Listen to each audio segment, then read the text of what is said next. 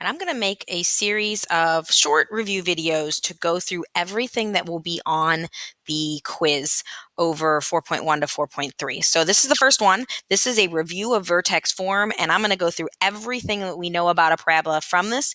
On your quiz, the questions are kind of separated, so you're not going to be doing everything in every question. So you'll have like one question of each thing I'm going to talk about. So first, here's what we know about a parabola. This is called vertex form. The number in the very beginning, that is called your A value. That A value will determine if it opens upward or downward.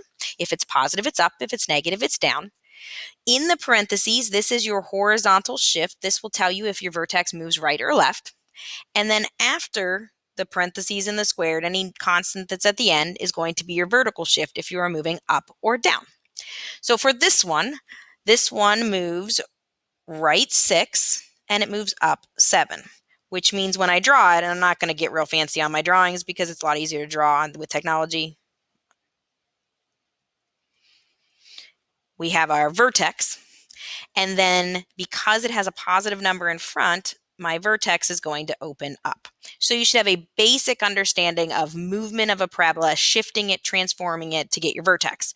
So my vertex, I always write as a point. It is the point 6, 7.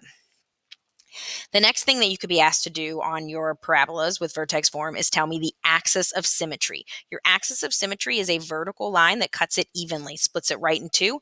Your axis of symmetry will always be written as an equation, x equals, and it will be the value in the vertex of x. So this one, your axis of symmetry will be x equals 6. If you simply put a 6, it will not give you credit for the answer. Next, we're going to talk about maximum versus minimum. So when you're trying to figure out if something has a maximum or a minimum, it's best to look in vertex form so you can quickly see where the vertex is and how it opens. If it opens like this one, if it opens right side up, this lowest point, the vertex, is your minimum. And the minimum happens at the y value of the vertex. You do not write that as a point or an equation. It is simply that number. That is as low as it goes. Finally, one of the things that we did later in the chapter is we talked about domain and range. Well, domain is all real numbers, and that's not going to change no matter what I do with my parabola. But your range is going to be dependent on where it is and what it looks like. So my range for this one, the lowest it ever goes is this height of 7, and then it just keeps getting higher and higher and higher. So the way that we write that range is we say that it starts at 7, and that is included, that is a point on my parabola, and then it continues to infinity. So that is everything you should be comfortable with vertex form. Next one I'll go through a little quicker. This one flips because of the negative. It goes left 5 because of the plus 5, and it goes down 1. So on my graph, and I'm just going to draw it very quickly, left 5, down 1, my vertex. When I draw it, I'm going to make sure I draw it opening upside down. You can also draw this on a calculator so you can see it. My vertex ends up at the point -5, -1.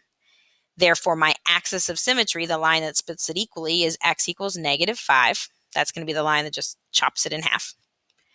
This one has a maximum because the vertex is the peak of the graph, and that maximum happens at -1. That's the highest it ever gets. Again, my domain is all real numbers. My range is going to be everything until we get to the maximum. So my range is going to start at -infinity because the graph goes forever negative, and then it stops when it gets to a height of -1. So that is my range. So that right there is a great recap very quickly of everything you should know about vertex form.